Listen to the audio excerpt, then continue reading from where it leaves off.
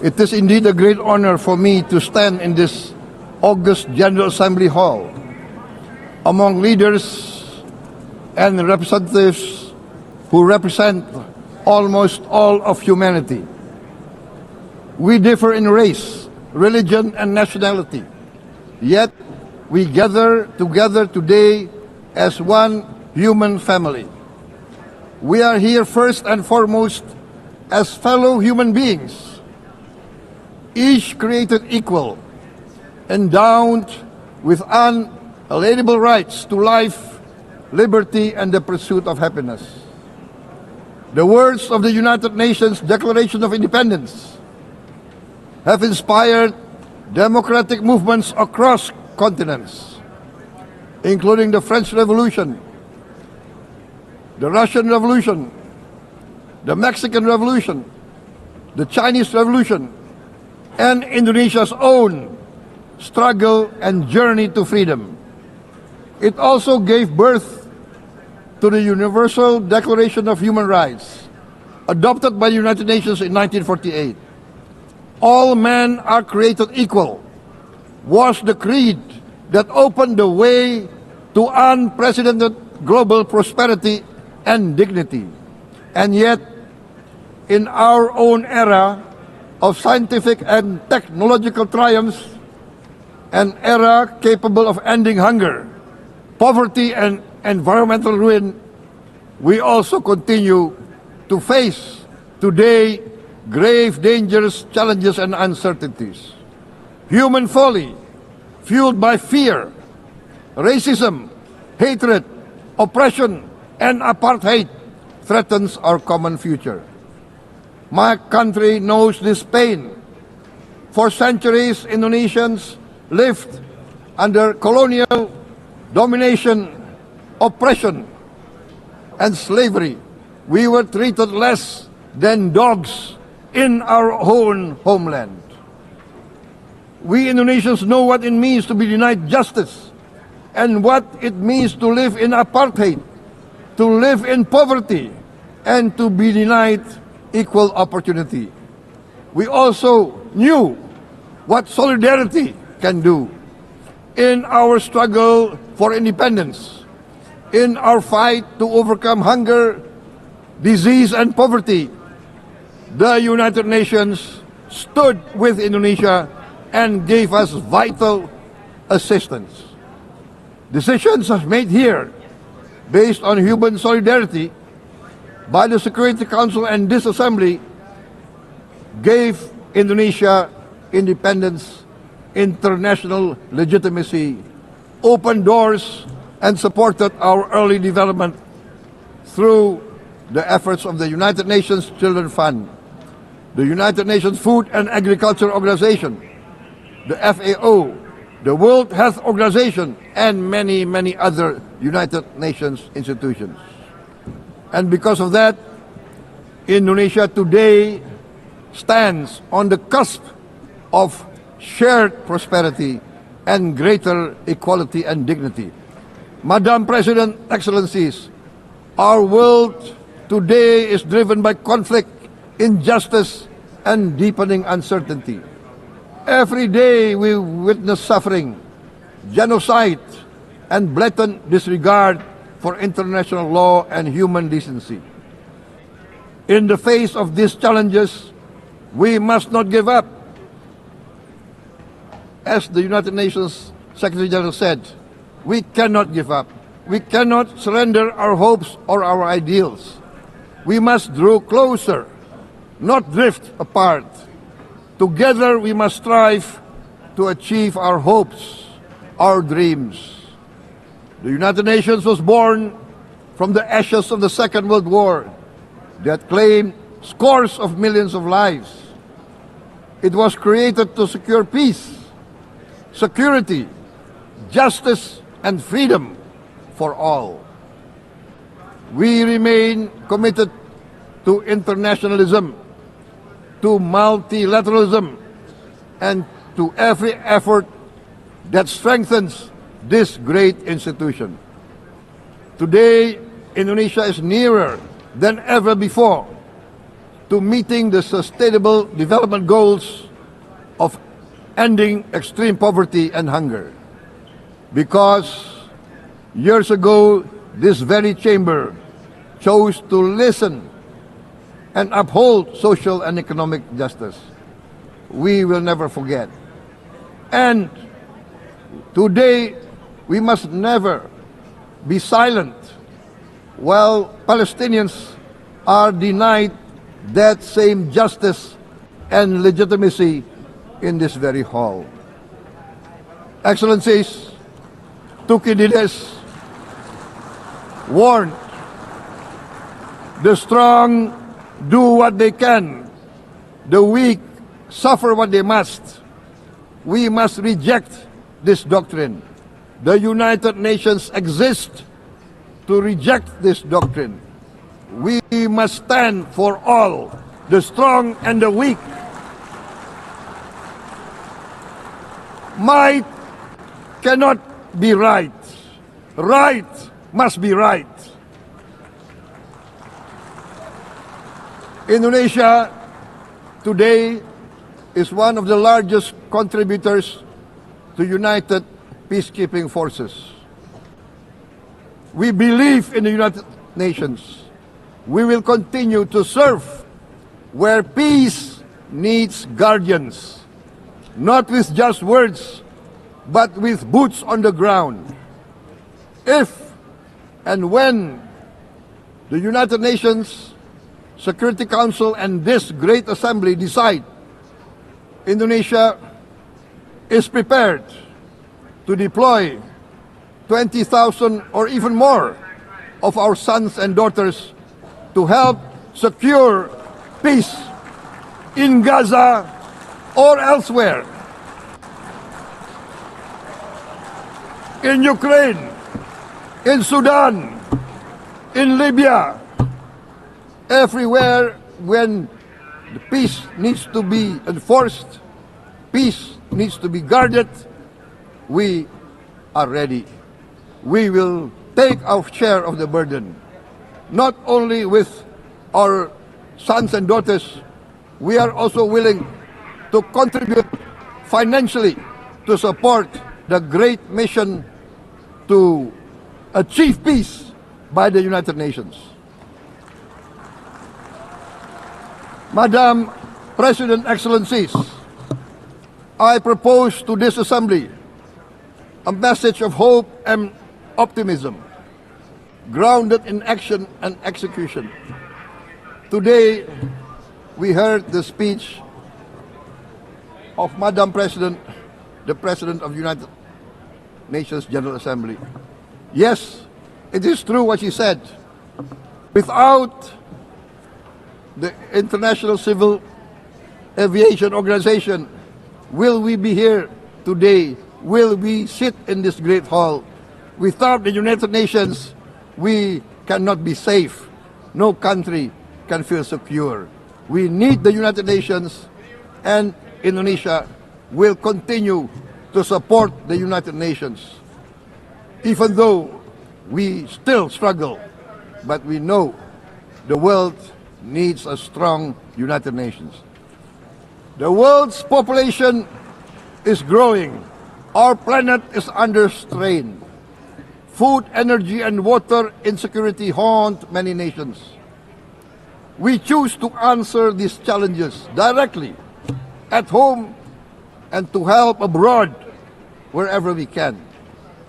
This year, Indonesia recorded the highest rice production and grain reserves in our history. We are now self-sufficient in rice, and we are starting now to export rice to other nations in need, including providing rice for Palestine. We are building resilient food supply chains, strengthening farmer productivity, investing in climate-smart agriculture to ensure food security for our children and for the children of the world. We are confident in a few years' time, Indonesia will be the granary of the world. As the world's largest island state, we testify before you that we are already experiencing the direct consequences of climate change, particularly the threat of rising sea levels. The sea level on the north coast of our capital city is increasing by 5 centimeters every year. Can you imagine in 10 years? Can you imagine in 20 years? For this, we are forced to build a giant seawall, 480 kilometers in length. It will take us maybe 20 years, but we have no choice. We have to start now. Therefore, we choose to confront climate change not by slogans, but by immediate steps. We are committed to meeting our 2015 Paris Agreement obligations. We aim to achieve net zero emission by 2060, and we are very confident we can achieve net zero emission much earlier. We aim to reforest more than 12 million hectares of degraded forest, to reduce forest degradation, to empower local communities with quality green jobs for the future. Indonesia is shifting decisively from fossil fuel-based development towards renewable-based development. From next year, most of our additional power generation capacity will come from renewables. Our goal is clear: to lift all of our citizens out of poverty and make Indonesia a hub for solutions to food, energy, and water security. Madam President, Excellencies, we live in a time when hatred and violence can seem to be the loudest voices. But beneath this loud noise lies a quieter truth, that every person longs to be safe, to be respected, to be loved, and to leave a better world to their children. Our children are watching. They are learning leadership not from textbook, but from our choices. Today, still, a catastrophic situation in Gaza is unfolding before our eyes. At this very moment, the innocent are crying for help, are crying to be saved. Who will save them? Who will save the innocent? Who will save the old and women? Millions are facing danger at this very moment. As we sit here, they are facing trauma. They are facing irreparable damage to their bodies. They are dying of starvation. Can we remain silent? Will there be no answer to their screams? Will we teach them that the human family can rise to the challenge? Madam President, we must act now. Many speakers have said that. We must stand for a multilateral order where peace, prosperity, and progress are not the privilege of a few, but the right of all. With a strong United Nations, we can build a world where the weak do not suffer what they must, but live the justice that they deserve. Let us continue humanity's great journey of ideals, the selfless aspirations that created the United Nations. Let us use science to uplift, not use science to destroy. Let rising nations help others to lift themselves. I am convinced that the leaders of the great world civilizations of the West, of the East, of the North, of the South, leaders of America, Europe, of India, China, the Islamic world, the whole world, I am convinced they will rise to their role demanded by history. We are all hopeful that the leaders of the world will show great statesmanship, great wisdom, restraint, humility, overcome hate, overcome suspicion. Madam President, distinguished delegates, we are greatly heartened by the events of the last few days, where significant leading countries of the world have chosen to side with history, to choose the right side of history, the path of the moral high ground, the path of rectitude, the path of justice, the path of humanity, to shun hatred, to overcome suspicion, and to avoid the use of violence. The use of violence will beget violence. No one country can bully the whole community of the human family.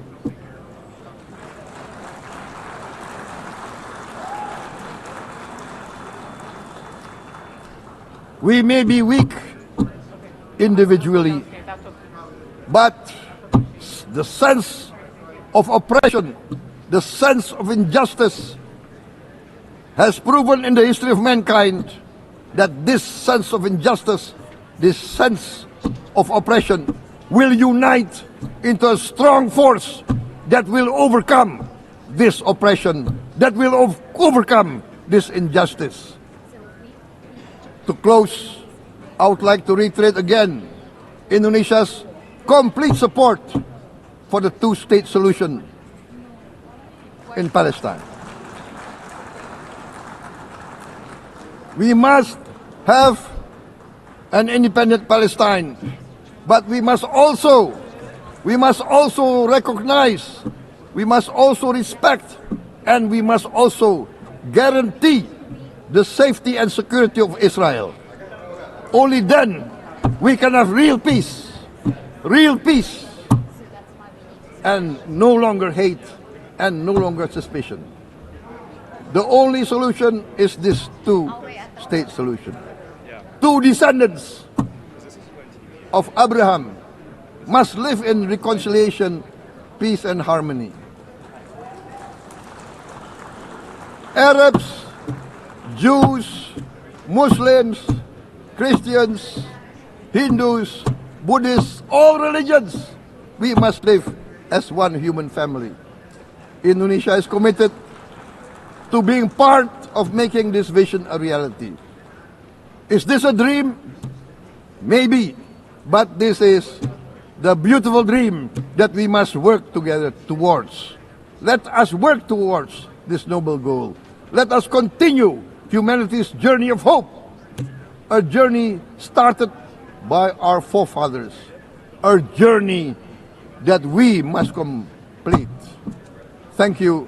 Wassalamualaikum warahmatullahi wabarakatuh.